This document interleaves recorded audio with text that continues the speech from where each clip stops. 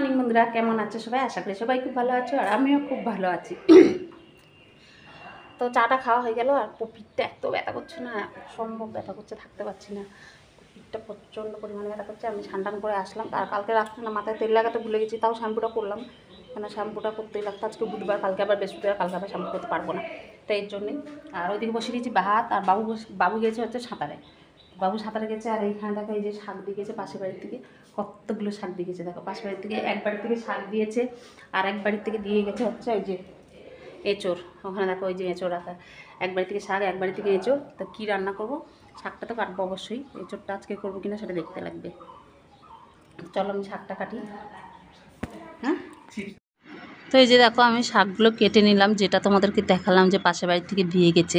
তো এই শাকটা নোটে শাক, আর বালি মাটি, তো প্রচুর বালি মাটি। আমি ভালো করে দেখো 4-5 বার ধুয়ে নিলাম ভালো করে, সুন্দর করে, নাহলে কিন্তু প্রচুর বালি, দাঁতের মধ্যে বালি কিচকিচ করবে। আর শাকের মধ্যে কিন্তু বালি থাকলে শাক একদমই খাওয়া যায় না। তো এই যে দেখো এখানে আমার শাক ভাজাটা হয়ে গেছে, এই যে শাক ভাজা হয়ে গেছে। ওই বাবা গরম, এখন নামালাম। আর কটা পটল ছিল, এই যে পটলটা কেটে নিয়েছি, পটলটা ভাজা করবো। চলো কড়াইতে তেল দিয়ে দিয়েছি, পটলটা ভাজা বসিয়ে দিই। অল্প কটাই পটল ছিল, তো পটলটা ভাজা করে দিই। আমার ছেলে পটল ভাজা ভালোবাসে, ও অল্প পটলের তরকারি খায় না, তো পটলটা ভাজা বসিয়ে দিই।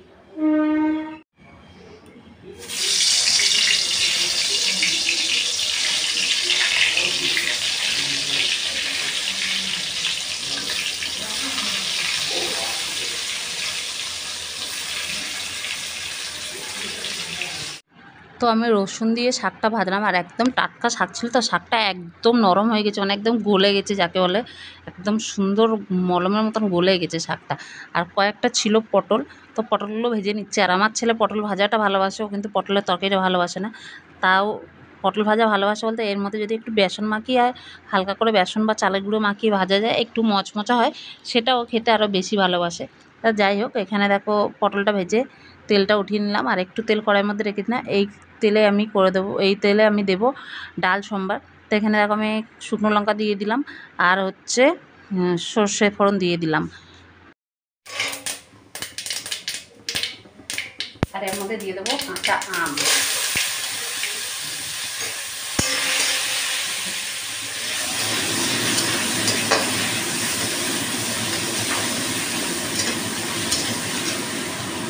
এখন দিয়ে দেবো হচ্ছে এর মধ্যে ডাল। তো আজকে করবো হচ্ছে টকের ডাল।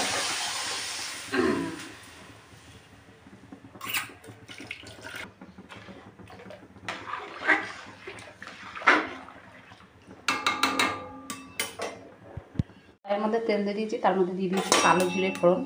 এখন হচ্ছে বসাবো সজনে ডাঁটা।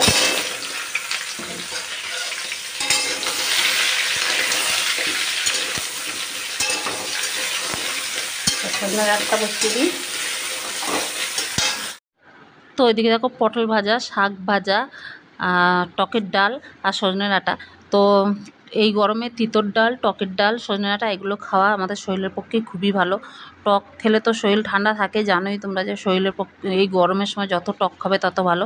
আর এই সময় কিন্তু সজনে ডাঁটাটাও আমাদের শরীরের পক্ষে খুবই উপকার, খুবই ভালো। আর যেই সময় যেই সিজনে যেই সবজি, সেই সবজিটা কিন্তু আমাদের শরীরের পক্ষে খুবই ভালো। তার থেকে সজনে ডাঁটাটা অবশ্য করে খুবই ভালো, সজনে ডাঁটা। তো যাই হোক, এখানে আজকে কিন্তু পদে পদে একটু একটু করে অনেক কিছুই রান্না করে ফেললাম। একটু একটু করে এই পদ ওই পদ করতে করতে অনেক কিছু হয়ে গেল। তো যাই হোক, এখানে দেখো আমি ডিম সিদ্ধ করে নিয়েছিলাম, তো এখন হচ্ছে ডিমগুলো ছাড়িয়ে নিচ্ছি। চলো ডিমগুলো ছাড়িয়ে নিই। আর ওই কটা ঘরের মুরগির ডিম ছিল, আর কটা দোকানের ডিম, ওই দিয়ে একবারে সিদ্ধ করে নিলাম। দুই রকম ডিম একবারে সিদ্ধ করলাম, ঘরের মুরগির ডিম আর এই ডিম। তো ঘরের মুরগির ডিমগুলো দেখি কেমন থাকে না থাকে, বেশ কদিন হয়ে গেছে, তো রাখা ছিল, ভুলেই যেতাম। রোজই ভাবি যে নিচে নামাবো, কিন্তু নিচে নামাতে ভুলে যেতাম, উপরে রাখা ছিল। তো দেখি কতটা কী থাকে, সেদ্ধ ছুললে বোঝা যাবে যে ভালো আছে না খারাপ হয়ে গেছে। তো ওইদিকে আমি ডিমটা ছুললে ডিমটা ভেজে নিয়েছি, আর এখানে দেখো আমি আলুটা ভাজা বসিয়ে দিয়েছি। ওই তেলের মধ্যে ডিম ভাজলাম, ওই তেলের মধ্যেই আলুটা দিয়ে দিয়েছি। আর এর মধ্যে আমার দেওর বললো যে ডিমের মধ্যে একটু সয়াবিন দাও। তো ও সয়াবিন খেতে ভালোবাসে, ও সয়াবিন ভালোবাসে, আমার ছেলেও ভালোবাসে। তো ওই জন্য দেখো এখানে আমি ওই বড় দানা সয়াবিন নিয়ে নিয়েছিলাম 2 প্যাকেট, তো সেটাও দিয়ে দিলাম এর মধ্যে, একসঙ্গে আলুর সঙ্গে দিয়ে সুন্দর করে ভেজে নেবো। তারপরে আমি মশলা দিয়ে কষাবো। তো আগে সয়াবিন আলুটা ভালো করে ভেজে নিই। আর এদিকে দেখো আমার ডিমগুলো ভাজা হয়ে গেছে, আর দেশি মুরগির ডিমগুলো ভালোই ছিল, নষ্ট হয়নি। তো এখন দেখো মশলা টশলা দিয়ে সুন্দর করে কষিয়ে নিচ্ছি। আর যতক্ষণ ওদিকে কষানো হচ্ছে ততক্ষণ এদিকে সবজি কেটেছিলাম, এগুলো সব ছড়িয়ে ছিটিয়ে পড়ে আছে, এগুলো তুলে পরিষ্কার করে নিই। এগুলো পড়ে থাকলে কিন্তু দেখতে খুবই বাজে লাগে, নোংরা লাগে ঘরের মাঝখানে পড়ে থাকলে এইভাবে। তো এগুলো পরিষ্কার করে নিই। চলো সবজি খোসা টোসাগুলো উঠিয়ে নিই। আর সবজির খোসাগুলো কিন্তু আমি নষ্ট করি না, বেশিরভাগ খোসাগুলোই আমি, বেশিরভাগ বলতে সবজি খোসাগুলো গাছেই দেওয়া হয়, ওপরে টবের গাছে দেওয়া হয়, নাহলে নিচে যে আম গাছ টাম গাছ ফলের গাছগুলো আছে সেগুলোর মধ্যে দেওয়া হয়। সবজির খোসা কিন্তু আমি বাইরে ফেলি না, সবসময় গাছের গোড়ায় সবজি খোসাটা দিই, কেন ওগুলো পচে সার হয়, সেগুলো গাছের জন্য কিন্তু অনেকটাই ভালো। আর যে কোনো সবজির খোসা দেখবে পচে সার হলে গাছে কিন্তু খুব ভালো কাজ করে সবজির খোসা পচা। তো যাই হোক, এখানে দেখো আলুগুলো মোটামুটি সেদ্ধ হয়ে গেছে দেখতে পাচ্ছ। এখন হচ্ছে আমি এর মধ্যে ডিমটা দিয়ে দেবো। তো ডিমটা দিয়ে আমি যাব হচ্ছে একটু পার্লারে। মাকে বললাম যে এই ডিমগুলো দিয়ে, মাকে বললাম আর একটুখানি ফুটে গেলে তুমি বন্ধ করে দিও, আমি যাব একটু পার্লারে আইব্রো করতে। আর এই পার্লারে না আমি গেলে তোমাদের সঙ্গে শেয়ার করতে পারি না, কেন ওখানে ভিডিও করতে অ্যালাউ করে না। তো এর জন্যই আমি তোমাদের সঙ্গে শেয়ার করতে পারি না যে পার্লার টার্লার গেলে। তো চলো, আর এইটাই আমার বাড়ির কাছে পার্লার, তো টুক করে এখান থেকে এখানে আমার যেতে সুবিধা হয়। এগুলো বেশি বেশি করে দিবা, ঠিক আছে? এই যে দেখো বন্ধুরা, আমি রান্না করতে করতে রান্না করে চলে গেছিলাম পার্লারে, এখন আসলাম পার্লার থেকে। আর এই দিকটা বেশি উঠিয়ে দিয়েছে এইদিকে, হ্যাঁ হ্যাঁ, এই দিকটা বেশি উঠিয়ে দিয়েছে দেখো। তো এখন পার্লার থেকে আসলাম, এই যে পার্লার থেকে আসলাম, এখন হচ্ছে যে ও এটা পুরো জ্বালা করছে। আইব্রো তো এই যে আমরা পার্লার থেকে এসে ভাত বেড়ে নিয়ে আগে ভাত খেতে বসে গেছি, তারপরে ওপরে যাবো, মুরগির খাবার দেবো, কাপড়টা চেঞ্জ করবো, আগে খেয়ে নিই, খিদে পেয়ে গেছে। মা খাচ্ছে ওপরে, আমরা দুজন খাচ্ছে এখানে, বাবু খাচ্ছে ওই ঘরে।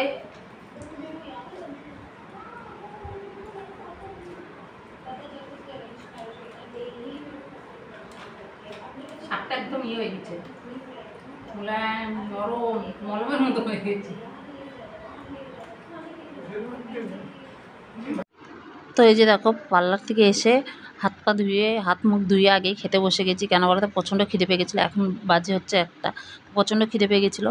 তো তোমাদের দাদা বলে তোমরাও যখন খাচ্ছ আমাকেও একবারে দিয়ে দাও। তোমাদের দাদাও সকালে কিছু খায়নি। আর শাকটা সত্যি এত সুন্দর ছিল না, এত মুলায়ম ছিল, আর এত টেস্টি লাগছিলো খেতে, একদম টাটকা টাটকা শাক, তো দারুণ লাগছিলো। তো এই যে দেখো খাওয়া দাওয়া করে ওপরে আসলাম, কি গরম, একবার মেঘলা মেঘলা করছে, আবার রোদ্দুর উঠছে, এতক্ষণ কড়া রোদ্দুর ছিল, এখন আবার একটু মেঘলা মেঘলা করছে। তো খাওয়া দাওয়া করে উপরে আসলাম, তোমাদের দাদা এখনও চান করেনি, চান না করেই খাওয়া দাওয়া করে নিল, এখন যাবে চান করতে। আর আমি রান্না টান্না করে চলে গেছিলাম পার্লারে, আমার শাশুড়ি গ্যাস টাস পরিষ্কার করে রান্নাঘর পরিষ্কার, বাসন টাসনগুলো মেজেছে, রান্নার বাসন টাসনগুলো মেজে রেখেছে।